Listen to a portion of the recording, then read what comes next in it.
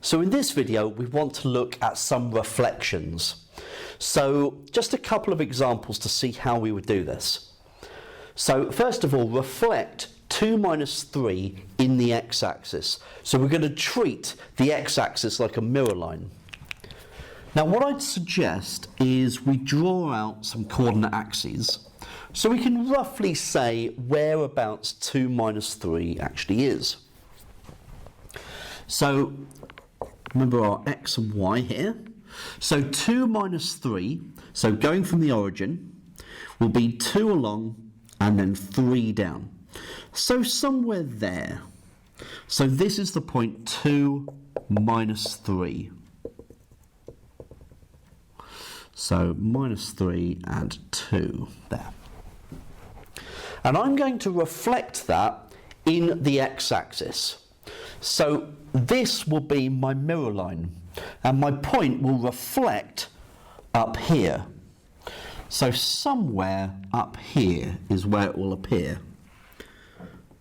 So it will have the same x-coordinate, but the y-coordinate will have changed. So it will still have an x-coordinate of 2.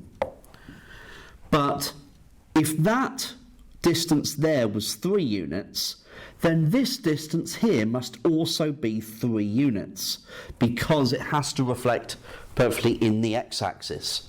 So that must be at 3. So the y-coordinate is 3. So this one, the result is 2, 3.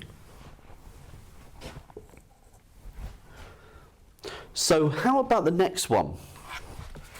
Let's just redraw the axes.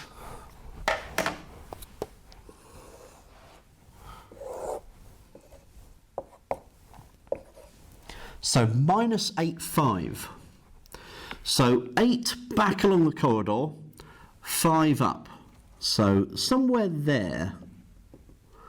So that's minus 8, and that's 5. So minus 8, 5.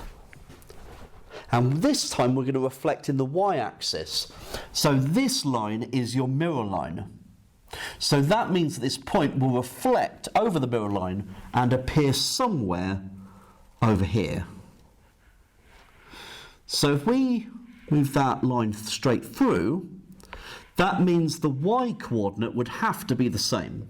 It would have to have a y-coordinate of 5. The x-coordinate, well, because that distance there is 8, this distance here must also be 8.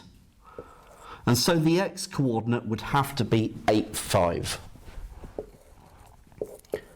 So what you can see happening is that when you reflect in the x-axis, the y-coordinate changes sign. It goes from a negative to a positive, or a positive to a negative.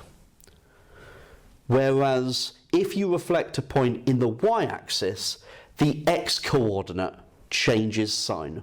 So a negative becomes a positive, or a positive becomes a negative.